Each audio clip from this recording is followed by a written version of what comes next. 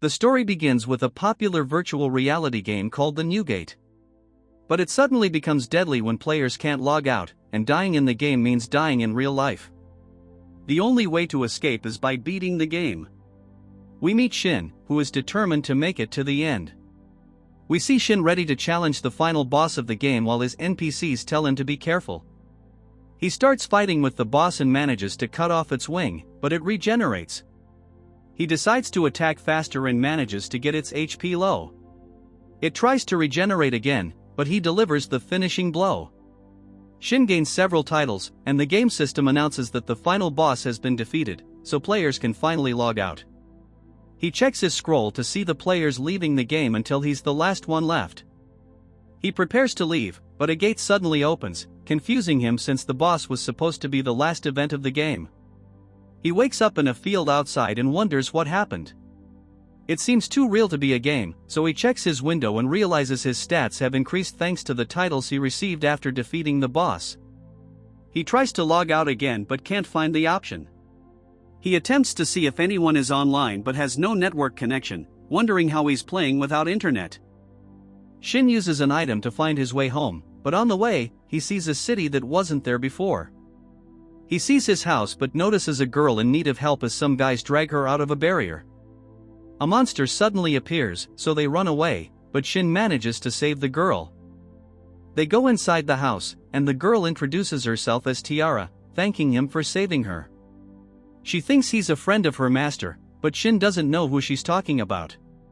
Tiara mentions that everyone knows Shei from the Moon Sanctum, and he becomes surprised because Shei is one of his support characters. Shin notices she's suspicious, so he explains that they're old friends and asks where Shei is. Tiara doesn't want to tell him because he's a stranger, but she can deliver a message to Shei, saying it costs 1,000 jewels. Shin shows a coin and explains he only has one gale. Tiara wonders if he used an item box because only kings can use one, and she's also surprised by the gale coin because one of them is worth 10 billion jewels. She says they can be enchanted, but he notes that in the game, one gale was the smallest amount of money. Tiara wonders who he is, so Shin explains he's a high human. He discovers that only 6 high humans existed in the world and they disappeared 500 years ago during the dusk of prosperity. Shin is confused, and she wonders how he doesn't know about this historical event where many people disappeared.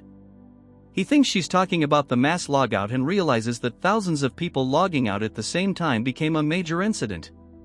He realizes he's been sent 500 years into the future of the game. Shin thanks her for teaching him this and offers a gale as a token of gratitude. She's happy to have one. Shin thinks it will be useful to her since elves are good at magic, but she wonders how he knows she's an elf because Shei put an illusion spell on her. Shin wonders why, so she reveals that elves with black hair are a bad omen.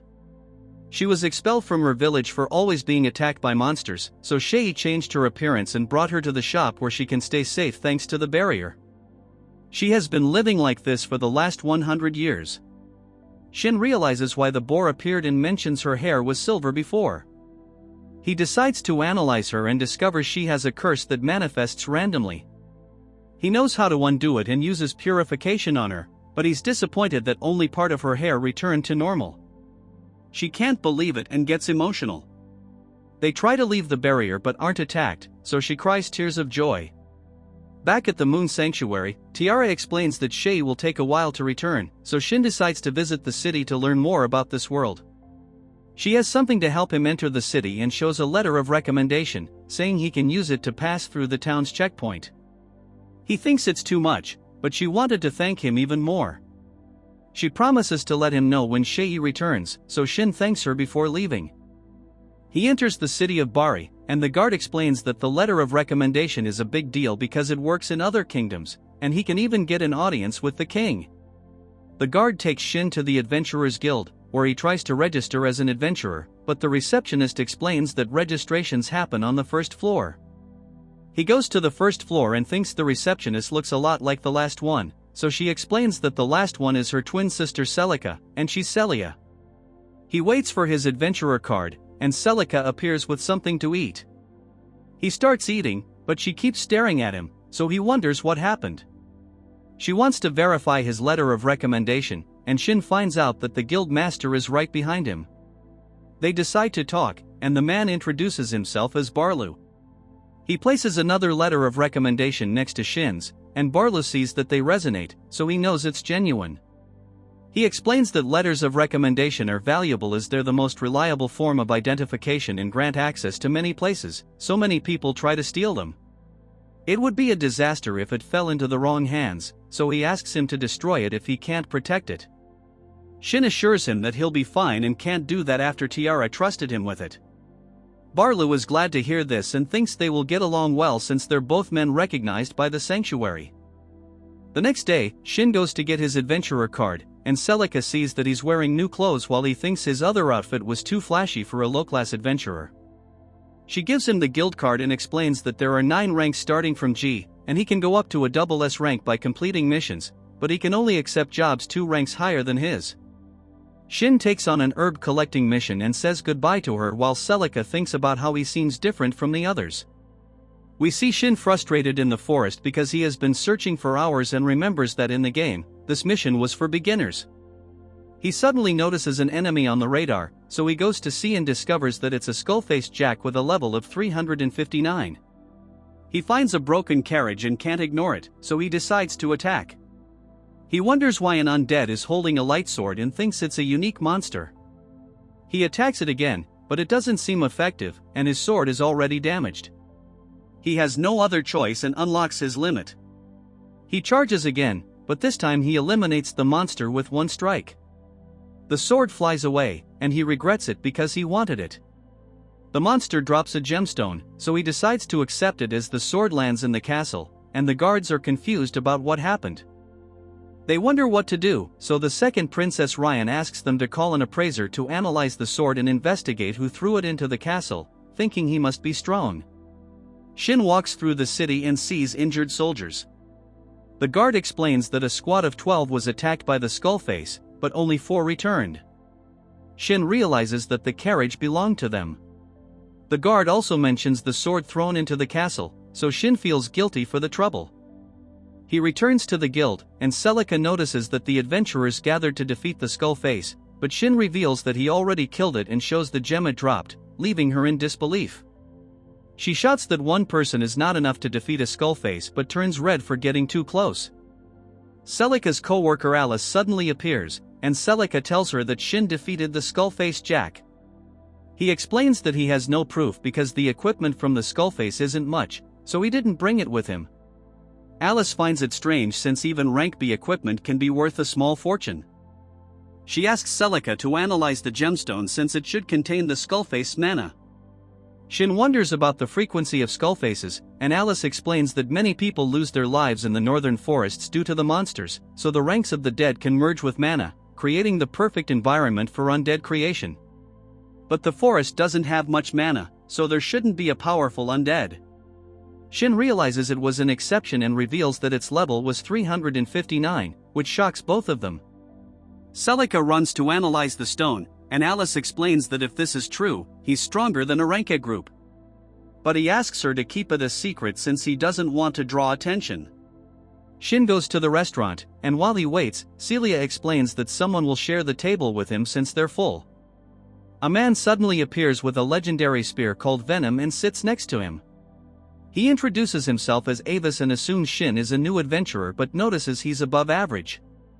Shin explains that it's his 3rd day and he doesn't know much because he's from the countryside.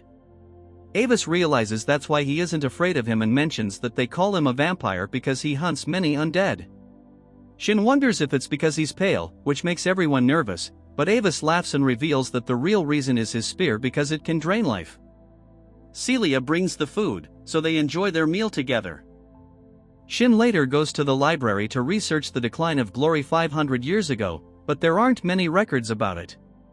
Meanwhile, Barlu is in a meeting to talk about the Skullface. They wonder who would defeat a Jack and not collect its armor while Alice explains that he didn't find it impressive. The old man thinks those with letters of recommendation are strange, and they mention that on the day the Skullface was defeated, the sword was thrown into the castle, so they wonder if the events are related. Barlu wonders what the sword looked like, so the knight Aldi reveals that the blade was 2 m long, made of magical steel, and enchanted with the element of light, so it's as powerful as the national treasure.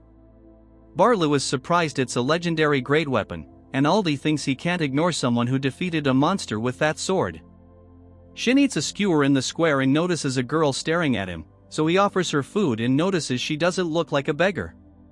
The girl is a tiger type, and she introduces herself as Millie, thanking him for the food. Ava suddenly appears and explains that Millie is an orphan from the church, so he always has to get her when she runs away. He decides to go home, but Millie goes up to Shin and whispers in his ear before leaving. At night, Shin wonders why Millie asked him to rescue a fox in the forest. He thinks it might be a good pastime until Shay returns but realizes he forgot to leave his message for Tiara. So he goes to the moon sanctuary and asks Tiara to show Shay his sword when she sees her. He mentions that it can only be used by him and Shay or someone designated by them. She realizes it's a powerful ancient weapon and she's actually scared of it. Shin thinks it must be because of its materials and mentions the monsters he defeated to create it, but Tiara wonders why he keeps talking about legendary monsters. He asks her to keep it safe anyway and gives her letters to keep in touch, explaining that they will be able to reach him no matter where he is because she just has to write the person's name and say send. But Tiara wonders why he doesn't send it directly to Shay, so he explains that he tried but kept failing. He tries using it with her, and she receives the letter, so it's working. Shin figures it's because he hasn't met Shay in this new world yet. Tiara asks for more letters because she wants to be a mage and study the item. He thinks it's okay, so he gives her more before leaving. Shin goes to the northern forest to look for the fox and keeps walking until he finds a shrine. He continues but suddenly feels something. He finds a small fox inside the building and notices that it has a poison effect and is also cursed. He quickly cures it, but this revives an army of the undead, so he summons his spear and starts eliminating the skeletons. He kills all of them, but the statues begin to break, and 2 demons come out of them. He has never seen these monsters before, and they're level 600 and 574. They attack him, but he dodges and uses a skill called shadow binding. But they release a curtain to escape. He can't see anything, but the wolves keep attacking him. The fox suddenly shows him something, and he realizes it's the magic circle where it was, and the mist doesn't enter there, so he can use his skills. The wolves charge at him, but he uses his binding bow, eliminating them with 1 strike. The mist clears, and the fox jumps into his arms. He wonders what race it is and discovers it's an elemental, one of the strongest monsters in the game. He has never heard of a baby version but asks if it wants to go with him, so it jumps onto his head. He notices it understands him and also realizes that some things are different from the game. Meanwhile, Shay receives Tiara's letter, wondering how she has this magical item and is surprised to learn about her master, but that's where this video ends. Remember to like and subscribe to the channel. Thanks for watching and I'll see you next time.